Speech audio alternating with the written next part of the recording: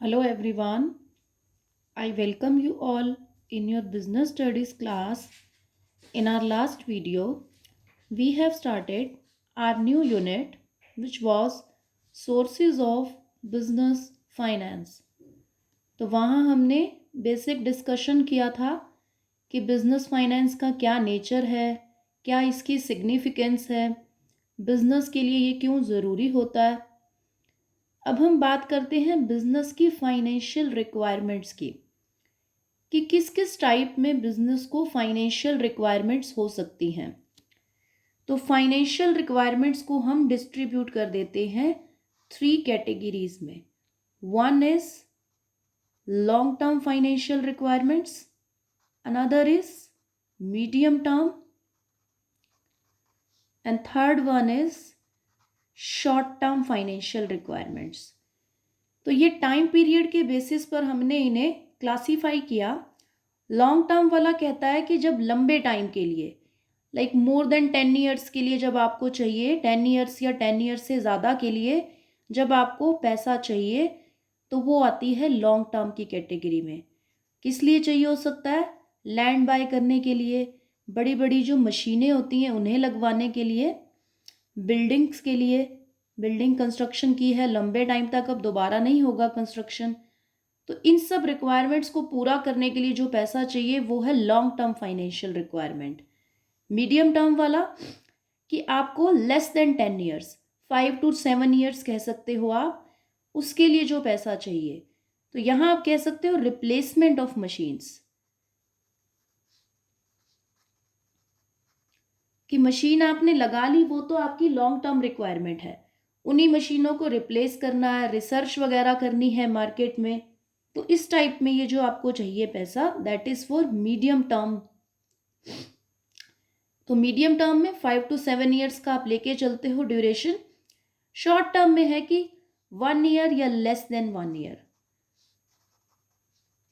और यहाँ आपको चाहिए होता है अपने डेली रूटीन के जो भी एक्सपेंसेस हैं उन्हें कैरी करने के लिए, उन्हें उन चीज़ों को पे करने के लिए जो आपको पैसा चाहिए वो होता है शॉर्ट टर्म में। यहाँ आप कह सकते हो बिजनेस की लिक्विडिटी, कि आपके छोटे मोटे डेली रूटीन के जो भी खर्चे हैं, रॉ मटेरियल का खर्चा है, इलेक्ट्रिसिटी है, सैलरी है, वेजेस हैं, इन सब के लिए जो हमें मनी रिक्वायरमेंट्स होती हैं वो शॉर्ट टर्म में आती हैं।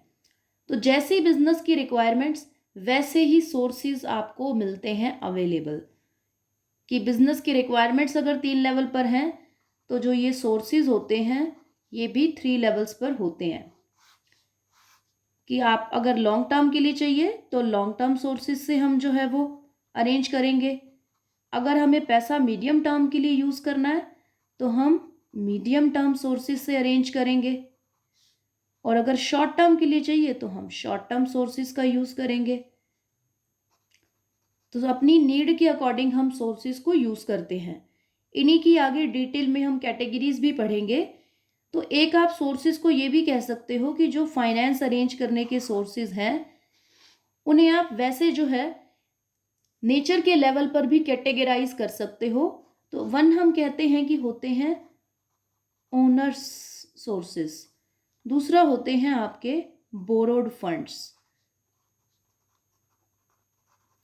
ओनर सोर्सेज का मतलब होता है जो ओनर के हैं। ओनर मतलब जो बिजनेस के मालिक ने जो पैसा प्रोवाइड किया है वो होते हैं ओनर्स सोर्सेज। वो अकेला ओनर एक पर्सन नहीं होता है, काफ़ी सारे लोग होते हैं मिलकर के ओनर। जब बिजनेस बहुत बड़े लेवल पर होता है तो बहुत से लोग जो हैं वो मिल करके बहुत सारा कंट्रीब्यूशन करते हैं कैपिटल में, और वो लोग उसको रन करते हैं, उस बिजनेस को या उस कंपनी को।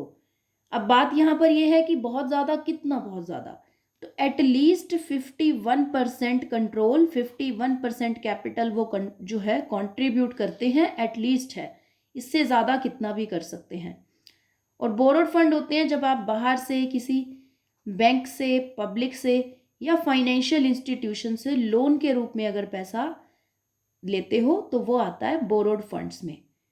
तो यहाँ जो ओनर्स के फंड्स होते हैं इन्हें हम प्रोवाइड करते हैं अपने प्रॉफिट में इनका शेयर, जिसे कहा जाता है डिविडेंड। बोरोड फंड्स में आपको पे करना पड़ता है इंटरेस्ट यानी ब्याज। सिंपल है, बैंक से लोन लोगे, ब्याज पे करोगे, और किसी को शेयर होल्डर बना करके उससे पैसा अरेंज करोगे तो वहां आप पे करोगे डिविडेंड। तो इन दोनों सोर्सेज में और क्या डिफरेंस हो सकते हैं आपके ओनर्स फंड और बोरोड फंड्स में? एक तो सिंपल सा डिफरेंस यहां पर हमारे पास क्लियरली विजिबल है कि पहला क्या है कि ओनर्स इन्हें प्रोवाइड करेंगे, बोरोड फंड्स में आप उन्हें बाहर से अरेंज करोगे। ओनर फंड्स के एग्जाम्पल क्या हो सकते हैं कि या तो इक्विटी शेयर्स हो गए, अभी एक इक्विटी शेयर, प्रेफरेंस शेयर, ये सारे अभी इनकी ये टर्म्स हैं जो इनके बारे में सारी डिटेल्स आगे इस चैप्टर में आएंगी, एक एक करके हम सबके बारे में जानेंगे। Basically shares, you know that, क्या होता है कि एक कंपनी अपनी कैपिटल को छोटे छोटे शेयर्स में डिस्ट्रीब्यूट कर देती है, तो उसकी उस कैपिटल को उस छोटे छोटे टुकड़ों में जो उसने डिस्ट्रीब्यूट किया, लोग जो हैं उसे कंट्रीब्यूट करते हैं, अपना पैसा लगाते हैं उस कंपनी में। तो कंपनी कहती है कि मैंने भी इन्हें अपनी कंपनी में जो है वो शेयर इशू किया है, अब इनका मेरी कंपनी में हिस्सा है, शेयर है, क्योंकि इन्होंने हमारी कंपनी में इन्वेस्टमेंट किया है। तो कंपनी का जितना भी टोटल कैपिटल लगा हुआ होता है उसमें छोटे छोटे हिस्से अलग अलग लोगों ने इन्वेस्ट किए होते हैं, उसी को शेयर कहा जाता है। अब इनके शेयर्स के टाइप हैं इक्विटी, प्रेफरेंस, इनके बारे में डिटेल्स आगे आने वाली हैं। उसके अलावा होता है रिटेन्ड अर्निंग्स, ये भी हम पढ़ेंगे रिटेन्ड अर्निंग क्या होती हैं, क्योंकि ये टर्म्स अपने आप में लेंथी टर्म्स हैं, तो इन सब के बारे में आगे आपका चैप्टर रन करेगा। नेक्स्ट आपके पास इसमें आते हैं GDRs, ADRs। तो इस तरह से कुछ ये चीज़ें हैं जो ओनर्स फंड में आती हैं।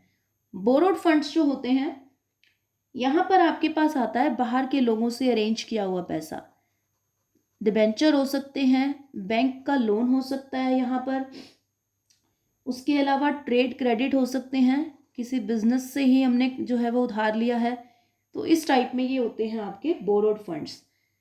अब बात आती है सिक्योरिटी की रिक्वायरमेंट की, कि जब किसी से हम पैसा देखो लेते हैं उधार, तो हम उसको कुछ ना कुछ सिक्योरिटी देते हैं कि हम आपका पैसा दे देंगे, सिक्योर है आपका पैसा। तो ओनर्स फंड्स में सिक्योरिटी की नीड नहीं होती है, क्योंकि देखो ओनर ने ही पैसा लगाना है तो वो अपने ही पैसे के लिए सिक्योरिटी नहीं मांगता, उसी का बिजनेस है। मेन लोग हैं जिन्होंने मिलके बिजनेस खोला, मेन जो ओनर्स होते हैं बिजनेस के, वो अपने ही पैसे के लिए सिक्योरिटी नहीं मांगते। लेकिन बोरोड फंड्स के केस में तो एक आउटसाइड लोन ही लिया है आपने, चाहे वो बैंक से लिया हो या पब्लिक से लिया हो, तो there is need of security in case of borrowed funds.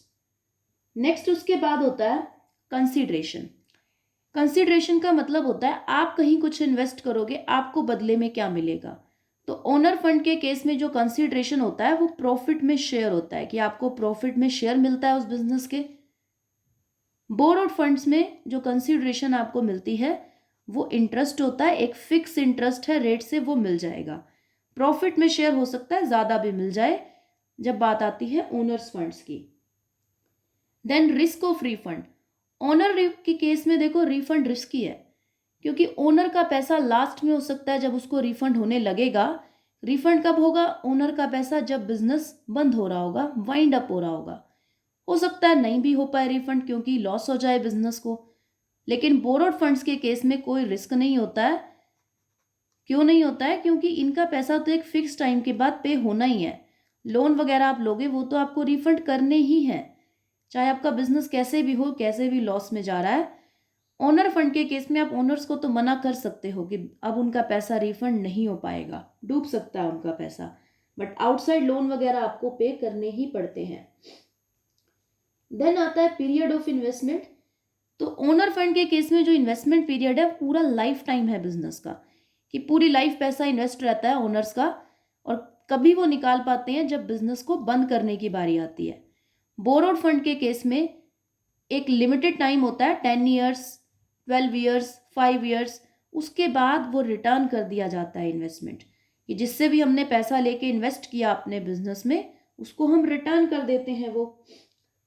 Then owner fund के केस में जो बिजनेस है उसके ऊपर उनका कंट्रोल होता है, क्योंकि वो ओनर्स हैं, नाम से दिख रहा है, तो वो बिजनेस को कंट्रोल करते हैं।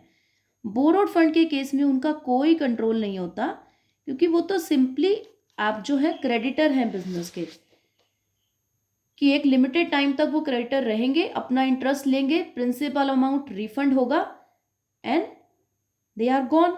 उनका कोई कंट्रोल नहीं है आपके बिजनेस पर। तो ये आपके डिफरेंस रहते हैं ओनर्स फंड और बोरोड फंड्स में। अब हमारी नेक्स्ट वीडियो से हम एक एक करके डिटेल पढ़ेंगे, इक्विटी शेयर्स की, preference share, retained earning, GDR, ADR और डिबेंचर्स के बारे में। वन बाय वन करके हमारे टॉपिक्स आएंगे, जो कि अपने आप में एक अलग अलग सोर्स होगा कैपिटल को अरेंज करने का या फाइनेंस को अरेंज करने का। That's all for today. Thank you so much.